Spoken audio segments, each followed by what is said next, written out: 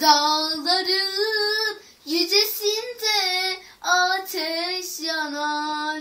Oturmuş da başına sevdalılar.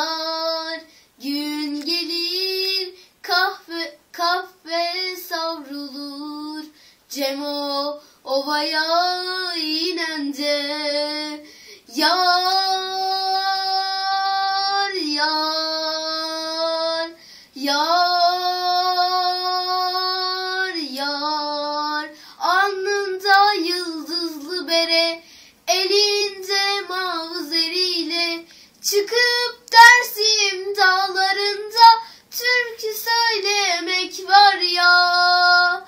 Oy Cemo, Cemo can, Cemo can, Cemo can, Cemo can.